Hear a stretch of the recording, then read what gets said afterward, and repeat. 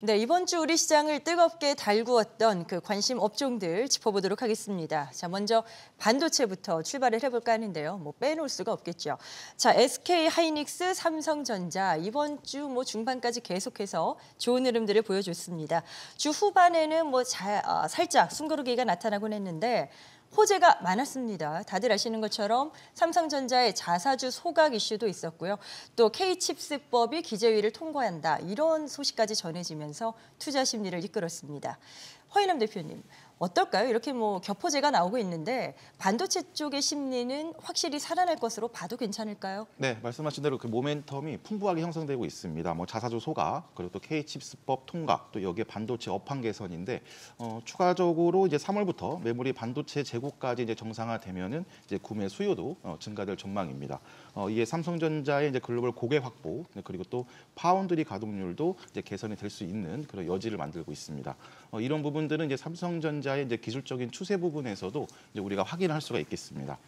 작년 10월부터 이제 5만 원에서 이제 6만 원이 한 3개월에서 4개월 가까이 좀 지지부진한 박스권을 형성하고 있었는데 드디어 박스권 상단까지 이제 반등하는 그런 모습을 보이고 있습니다. 수급적으로도 2월 외국인과 기관의 지속적인 순매수를 기록을 하고 있기 때문에 어느 정도의 또 매물 소화만 진행이 된다면 이 박스권 상단을 돌파하고 다음 반등 여력인 7만 원까지의 추가 상승 여력도 있다고 볼 수가 있겠습니다. 네, 삼성전자가 이제 종가로 6만 원을 웃돈 게 보니까 지난해 한 10월 15일경 이쯤이더라고요. 6만 전자가 이제 코앞으로 다가온 건데 탈환이 가능할까요? 이동우 대표님, 가능성은 열렸다고는 많이들 보실 것 같은데요. 일단은 가장 중요하게 보던 부분이 하나 나왔는데요. 레거시 반도체가 드디어 수급 개선의 전망을 좀 보이기 시작했다는 건데요. 이전에 이제 고차원의 반도체, HBM 반도체에서는 가장 큰 차이점을 보인 게 SK 하이닉스는 하고 삼성전자는 못했다는 점인데 이번에 딥시크 배포가 가져온 AI 확산이 본격화되면서 중국산 반도체들이 대거 급등세를 좀 보이고 있다는 점이고 네. 국내 쪽에서는 삼성전자가 대규모적으로 중국 쪽 반도체를 담당하고 있는 상태이기 때문에 드디어 이제 숨통을 트일 기회가 왔다라고 생각을 하고 있습니다. 본격화된 이 레거시 반도체가 숨통을 트이게 되면 전체적인 산업 구조상 우리 입장에서는 삼성전자의 낙수 효과를 기대할 수 있는 종목들이 많아지게 되고 그러면 국내 반도체 기업들한테도 충분히 이제 실적 개선이나 추가적인 반등세를 기대해 볼 수 있다라고 생각을 하고 되고요. 재고 감축을 하던 이제 낸드 메모리 수급 개선과 함께 지금 삼성전자가 유리기판 시장에 뛰어들게 되고 그다음 CXL이나 최근에 이제 개념으로 들어온 소캠 등의 기술 도입이나 추진 등으로 인해서 긍정적인 모멘텀들이 작용하게 되면 삼성전자의 6만 원 돌파는 충분히 가능하다고 보여집니다. 가능성은 열려 있다. 자, 김신 대표님께도 삼성전자는 네. 한번 여쭤보고 넘어가야 될 것 같은데 이전에 이제 몇 주가 됐어요. 네. 그때도 삼성전자 지금 저점이다, 반등 나온다, 충분히 매수 가능하다라고 하셨었거든요. 네. 실제로 많이 올랐습니다. 지금 시점은 여전히 같은 의견이실까요? 예, 같은 의견인데요. 제가 계속 강조해 드렸으니까 잠깐만 점검을 해드리면 네. 지금 앞서 말씀해 주신 부분들이 다 동의를 합니다. 하지만 그 부분들이 당장 그 삼성전자 주가를 6만 원을 넘어서 7만 원까지 강하게 끌어올려 줄 만한 그런 그 강력한 트리거까지는 아니라는 생각이 들어요. 적어도 그 엔비디아의 퀄테스트 통과라든지 그리고 스타게이트 관련해서 협력 이슈 정도가 좀 하나 나와줘야 제대로 된 상승 탄력을 발 수 있지 않을까 이렇게 생각이 듭니다.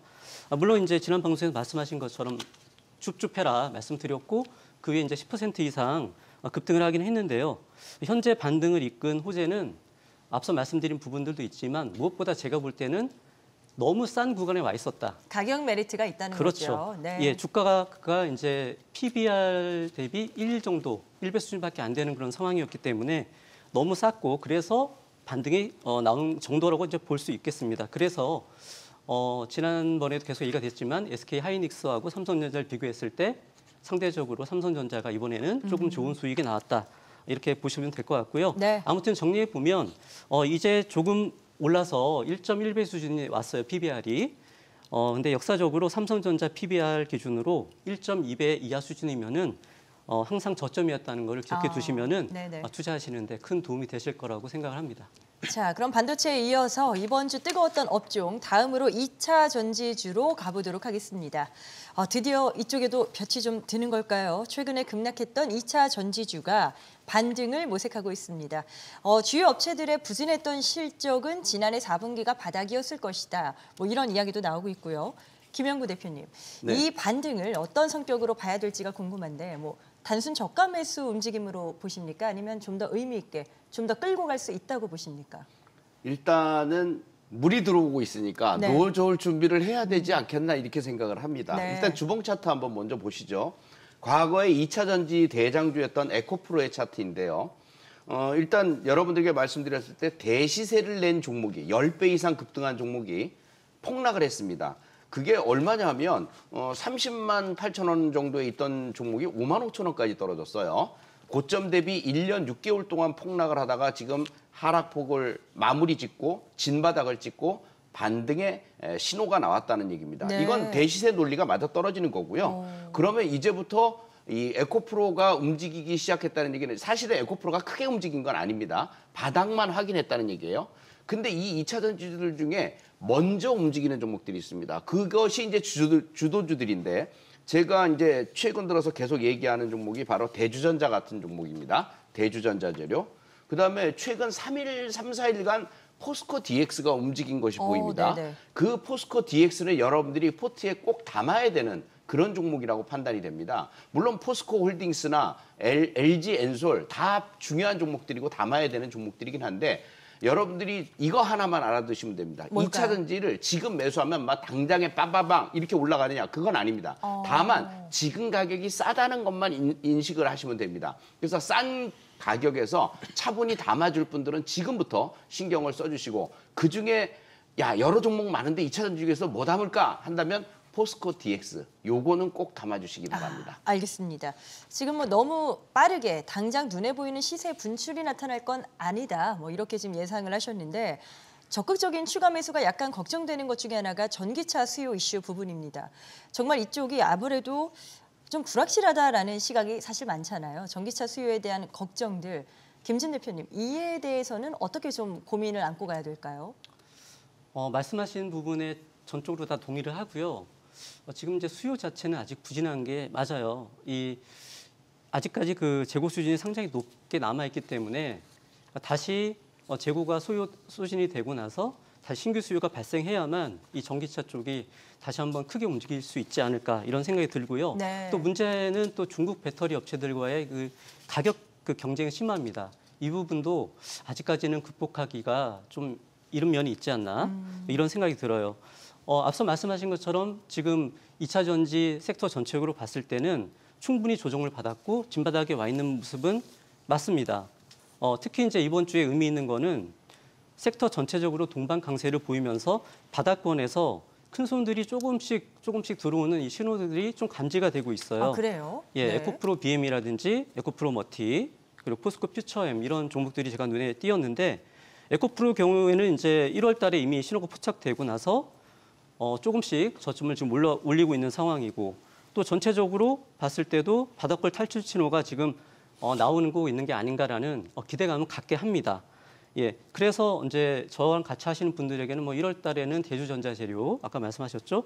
그리고 2월 달에 에코프로 머티 등 이렇게 종목을 단계적으로 지금 매매를 하고 있고 수익을 드리고 있는데요. 하지만 아직까지는요 너무 섣부르게 추세적인 상승세를 기대하기보다는요 짧은 반등 이후에 재차 시간이 좀 오래 걸릴 수도 있다라는 생각, 이런 생각을 일단 가지고 우선은 좀 단기 네네. 매매 수준에서 접근을 하고요. 추세 전환을 확실하게 좀 확인한 이후에 본격적인 투자에 나서도 좀 늦지 않겠다. 이렇게 의견 드리도록 하겠습니다. 2차 전지주에 대한 분석 이어서 이번엔 중국 관련주 쪽으로 넘어가 보도록 하겠습니다. 자, 한알령이 8년 만에 해제될 것이다. 이런 기대감이 있습니다. 아직 구체적인 내용까지 확인된 건 아닙니다만 중국 정부가 경기 회복에 사활을 걸고 있죠. 때문에 이번에는 다를 것이다라는 의견이 많거든요. 이동우 대표님, 기대하는 것만큼 이 한알령 해제에 대한 어떤 뭐 영향력, 그 파급력이 상당할까요? 금액 자체가 너무 큰 시장이다 보니까 8년간 막혔던 시장의 규모도 2,570조 원이라고 하니까 기대할 만은 할 것 같습니다. 그리고 이번이 확실히 좀 다르다는 이 견해가 좀 많은데요. 아무래도 미국이 동맹국이나 비동맹국을 가리지 않고 관세 정책을 펴고 있는 상황에서 중국 입장에서는 주변국과의 관계 개선을 목표로 하고 있다면 국내에는 한한령 해제라는 당근을 제시할 것으로 지금 보이고 있는 상황이고 그 규모가 아까 말씀드렸던 8년간 막혔던 상황에서 2,570조 원이라는 막대한 중국 문화 콘텐츠 시장이 3월 달 중국 민간 문화사절단 파견을 시작으로 이루어질 것이다라는 가능성들이 점쳐지고 있는 상황입니다. 네. 그중에서는 이제 화장품보다는 엔터테인먼트와 미디어 관련주를 조금 높게 보고 있는데 아무래도 화장품 쪽은 이제 중국 내 대체할 수 있는 중국 내 브랜드들이 코로나 기간부터 급성장을 하게 되면서 국내 업체들도 실적이 반감되거나 축소되거나 또는 철수를 한 상황이고 거기에 따라서 이제 북미나 유럽 쪽으로 가면서 성공 케이스들이 많이 보이는 반면에 엔터와 미디어는 제재에도 불구하고 불법적으로 규모가 커진 이제 K 한류를 계속해서 누리다 보니까 이 본격적인 시장 개방과 함께 아마 투자 기회도 더 늘어날 것으로 보여서 엔터에서는 SM이나 하이브 그리고 미디어에서는 이제 중국에 들어오지 못하는 넷플릭스를 대신할 대형 스튜디오를 가지고 있는 스튜디오 드래곤이나 콘텐트리 중앙 등이 아마 주요 주목할 필요는 있어 보입니다. 허연남 대표님은 이쪽 관련 어떤 시각이신지 궁금한데 이제 중국 소비재 쪽으로 많이 이야기를 하잖아요. 네. 엔터 지금도 나왔고 화장품이나 게임 쪽도 언급이 되고요. 이쪽에서 가장 가능성을 더 높게 점치시는 쪽은 어딜까요? 네, 좀 약간 다른 관점인데 그 트레이딩 관점에서는 역시 이번에도 이제 화장품 섹터가 이제 주가 퍼포먼스는 가장 좀 활발할 거라고 볼 수가 있겠습니다. 화장품이요. 네. 네. 그 중국 소비 관련주가 이제 움직일 때는 크게 이제 이슈가 세 가지 부분인데 한한령 해제 그리고 또 리오프닝 그리고 부양책 이런 부분입니다. 이런 부분들로 인해서 화장품, 엔터, 호텔 등 이런 중국 소비 관련주가 움직이는데 역시 말씀드린 대로 이런 좀 주가의 상승 탄력성 부분은 이제 화장품 섹터가 가장 활발했습니다. 지금까지 이런 그 경로 의존성을 고려했을 때 이번에도 좀 중소형 화장품 관련주에 좀 집중할 필요가 있겠고 또 투자 스타일상 특히 좀 단기 매매에 좀 집중하시는 분들은 역시 또 화장품 쪽이 가장 또 탄력성이 있을 거다라고 볼 수가 있겠습니다. 좀 유의할 부분은 단 한 가지가 있는데 네. 아직은 이제 화장품 섹터가 이제 한 2년에서 또 길게는 3년 가까이의 하락 추세에서 이제 바닥을 다지는 구간이기 때문에 좀 탄력성을 높이기 위해서는 이번 주와 같은 이런 매물 소화 과정이 최소한 2번에서 3번 정도가 있어야 되겠습니다. 네. 거래량도 좀 실려야 되겠고 또 외국인 기관의 수급이라든가 또 시장의 또 집중도, 관심도도 조금 더 높여간다면 다시 한번 좀 탄력을 높일 수 있는 그런 타점까지 형성될 거라고 볼 수가 있겠습니다. 네, 주요 관심 업종으로 이번에는 저희가 원전주 쪽으로 넘어가 볼까 합니다. 원전주도 뜨거웠죠. 신규 원전 추가 계획이 사실상 확정됐고 체코 원전 수주 기대감도 높아지고 있습니다. 자, 이동우 대표님, 참 좋은 소식만 있으면 좋겠습니다만 탄핵이라던가 이런 여러 가지 또 리스크까지 안고 있는 상태입니다. 자, 어떻게 접근하는 게 좋다 보시는지 원전주에 대한 시각 좀 들어볼까요? 일단 국내 원전 쪽만 생각하면 원래는 좀 보면 되지 않는 정치적인 싸움의 희생양이긴 하지만 국내 국외로 눈을 돌리게 되거나 SMR을 보고 투자해야 된다라면 적극적인 투자의 대상이 맞습니다. 그동안 반대했던 더불어민주당의 이제 탈원전 정책의 기조가 흔들리는 모습이 되었고요. 전 세계 AI 확산으로 인해서 에너지 인프라의 현실적인 대안으로 떠오른 건 이제 원전과 SMR 사업의 가속화를 전체적으로 따를 수밖에 없다라는 입장입니다. 중요한 건 SMR 사업 자체가 낮은 투자 비용이나 짧은 시공 기간 그리고 이런 것들을 가성비에 플러스해서 대도시 인근에도 지을 수 있다라는 지리적인 유연성도 한몫하게 되면서 빅테크 기업들이 게임 체인저로 에너지 산업에서는 절대적으로 투자를 지금 아끼지 않고 있고 아직 주가 폭발은 이제서야 이제 박스권 돌파를 한 상태이기 때문에 네. 이제 시작 단계라고 좀 생각이 드는데요. 직간접 투자로 이제 투자에서는 아마 두산에너빌리티 그리고 BHI가 SMR 사업에서는 직접적인 상황이 연관이 되고요. 나머지 기업들은 아직 이제 그럴 수 있다라는 가능성이 이제 오른 거기 때문에 직접적으로 지금 두산그룹주들의 추가적인 상승세도 염두에 두시는 게 좋을 것 같다라는 말씀 드리고 싶습니다. 지금 이제 두산에너빌리티를 잠깐 언급하셨는데 두산그룹이 지금 이를 앞세워서 좀 주목을 받고 있습니다. 최근에 또 그룹 차원에서 주목받은 게 또 한화였잖아요. 한화에 이어서 이제 두산 쪽이 또 이렇게 되지 않을까 떠오를 것이다. 이런 기대감이 좀 나오고 있던데 타당성이 있는 스토리로 보세요? 저는 이 원전에 관해서는 그 말릴 수 없는 섹터다. 이렇게 못 말리는 섹터다. 쉽게 네네. 이렇게 생각을 합니다. 여러분들 제가 차트 하나를 준비했는데 이 원전주 하면은 저 원전주는 여러 종목들 다 보지 않습니다. 딱 한 종목만 봅니다. 바로 이 두산 에너빌리티만 보는데요. 네. 실제로 2만 원부터 여러분들에게 강조를 드렸고 방송에서도 계속 얘기를 했죠. 이제 목표치가 3만 원까지 와서 일단 매도를 했지만 이걸 여기서 완매도를 하면 안 되는 종목이 되기도 합니다. 이제 주봉고들이 돌파하고 이제 상승으로 가는 길목에 있습니다. 그러면 이거는 요번 조정 구간 3만 원 찍고서 지금 밀리는 쪽이라 그러면 2만 5천 원 사이에서는 다시 매수를 해줘야 됩니다. 이 사이클을 보면요. 1년 이상 만들어 놓은 이 주봉고들을 돌파를 했다는 것은 앞으로도 이만큼의 상승을 더 해줄 수 있다는 얘기입니다. 네. 그래서 3만 원이 문제가 아니고 그 이상 3만 5천 원, 4만 원까지도 또 달릴 수 있는 이런 SMR의 그 시대가 도래했다는 그 개념들을 생각해 본다면 지금은 적극 매수 쪽이지 완매도하고 그냥 넉놓을 수 있는 그런 상황이 아니라는 점. 따라서 매수 기회로 생각하고 보시기 바랍니다. 자, 원전 관련주 이야기 나눠봤습니다. 다음으로는 뜨거웠던 업종 방산주로 넘어갑니다. 자, 방산주도 대외적 이슈가 많습니다. 유럽을 비롯한 각지에서 이 지정학적 요인이 불거지고 있죠. 각국이 국방력 강화에 나서면서 우리나라 업체들이 여기에 따른 수혜를 받지는 않을까라는 기대감이 높아지고 있는데요. 김진 대표님, 지금 방산주 업황 분위기 그 이슈부터 한번 상황 점검을 해볼까요? 업황 분위기 너무 좋죠. 좋죠. 네. 예. 뭐 트럼프 때문이라고 할 수 있습니다. 한마디로. 지금 뭐 트럼프가 그 나토 회원국들을 포함해서 모든 국가들을 압박하고 있습니다. 예. 국방비를 이제 나토 같은 경우는 5%까지 올려야 된다. 또 주장도 하고 있고요. 이와 맞물려서 그 유럽은 뭐 이번 주에 그 러시아 우크라 종전회담을 앞두고 긴급 정상회담을 열고 이 방위비 증액을 논의하기도 했었습니다. 네.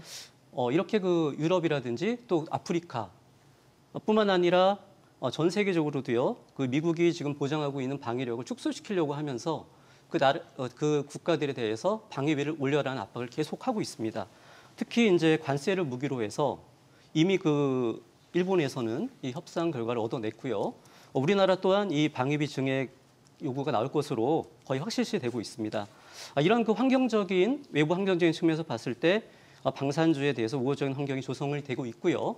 뿐만 아니라 그 내재적으로도 봤을 때 예전에 이 우리나라 방산주의 그 빠른 생산 능력과 가격 경쟁력을 이런 강점이 있었는데 이걸 넘어서서요. 이제는 그 기술력에서도 경쟁력을 인정받으면서 이 기대감이 계속 치솟고 있습니다.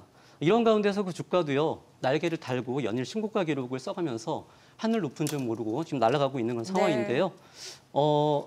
위에 이러한 말씀드렸던 이 상승 에너지를 계속 보급받으면서 달리는 말에서 급하게 굳이 뛰어내릴 필요는 없다고 생각합니다. 따라서 대응은 급격하게 지금 이격이 많이 벌어져 있기 때문에 짧게 10일 이동평균선 정도를 기준으로 해서 이 10일 이평선이 깨지면은 손절하는 등 단기 매매로 일단 대응하는 전략과 함께 조금 더 일부 보신다고 하더라도 최대 22일 이평선까지는 생면선으로 생각하시고 좀 칼 같은 대응으로 해주셔야 너무 높이 올라간 종목은 그렇게 좀 해주시는 게 필요하다고 말씀드리겠고요. 네. 관심주를 좀 드리겠는데요. 너무 그 날아간 종목 말고 제가 좋아하는 그 바닥권에서 추세 전환이 되고 있는 그런 종목들을 포착을 했는데요. 한 3종목 정도 말씀드릴게요. 먼저 그 푸츠 테크놀로지라는 회사인데요. 이 회사는 그 방산 인베디드 솔루션을 하나 시스템이라든지 현대 로템 등에 공급하고 있는 회사고요. 두 번째 또 웨이브 일렉트로라는 회사가 있습니다. 이 회사는 이제 LIG 넥스원의 그 주 공급원인데요. 천궁이라든지 뭐 비궁 이런 그 유도 무기용 탐색기와 유도 조종 장치를 공급하고 있는 회사고요. 마지막으로 현대위아라는 회사가 있는데요. 아직 그 매출 비중은 방산 쪽은 좀 미미하긴 합니다만 국내 최초로 대드론 체계 직접 요격 시험에서 성공했다는 측면에서 이 종목들을 좀 제시해 드리니까 관심 있게 보시면 좋을 것 같습니다. 자, 방산주 업황만 놓고 본다면 이 전 세계적 어떤 지정학적 경계심 강화가 어떻게 보면 이쪽엔 또 호재가 되는 양상인데요. 허인남 대표님, 이게 이제 대세 상승으로까지 가려면 뭔가 확인이 돼야 될 겁니다. 어떤 것들이 좀 준비돼야 된다고 보세요? 네, 이제 말씀하신 대로 주가는 선 반영이기 때문에 최근 그리고 또 지금까지 노출된 이런 그 호재 모멘텀은 이제 주가에 반영된 상태입니다. 이제 결국에는 이제 추가 성장의 이제 여부는 이제 수출국 다변화가 관건인데 유럽을 중심으로 이제 확장세가 나타날 수 있다는 그런 기대감이 형성되고 있습니다. 특히 이제 이번 주에는 이슈도 하나가 또 추가되고 있는데 북유럽 국가 중 한 곳이 이제 하나 에어로스페이스를 이제 5월 중순경 방문해서 방산 협력 논의를 좀 진행하겠다는 이런 또 소식도 있었습니다. 이제 방산 섹터는 단순 테마가 아니라 실적, 즉 숫자가 받쳐주는 좀 안정적인 섹터이기 때문에 오히려 계속 좀 눌림목을 줄 때 좀 신규 매수 대기자분들도 좀 의미 있는 지지 라인에서는 다시 한번 비중을 확대하거나 신규 진입하는 그런 또 타점으로도 활용할 수가 충분히 있겠습니다. 네, 자 방산주 봤습니다. 다음으로는 양자컴 관련주를 짚어볼까 합니다. 역시 또 이번 주에 관심이 높았던 그런 분야죠. 미국 마이크로소프트가 자체 개발한 양자 컴퓨팅 칩을 공개하면서 바로 이쪽 관련주에 불을 지폈는데요. 양자컴 시대가 수년 안에 도래한다. 뭐 이런 기대감도 높아지고 있습니다. 단순 테마성이 아니라 정말 지금부터 모아가는 전략으로 가야 되나라는 생각도 들 수 있거든요. 저는 뭐 말씀하신 것처럼 좀 시간은 걸릴 거라고 봅니다. 하지만 주식시장은 좀 선반영하는 경향이 굉장히 강하죠. 특히 양자 컴퓨터 쪽은요. 지금 우리 시장의 주도주인 로봇을 이을 올해 주도주가 될 가능성이 또 있습니다. 그렇기 때문에 중기적 관점을 말씀하셨는데 중기적 관점으로는 지금부터 모아가도 충분하다. 저는 그렇게 생각을 하고 있습니다. 이 주가들 한번 살펴보니까요. 우리가 지금 12월 11일을 기억을 해야 되는데 이때 그 구글이 윌로우를 공개했죠.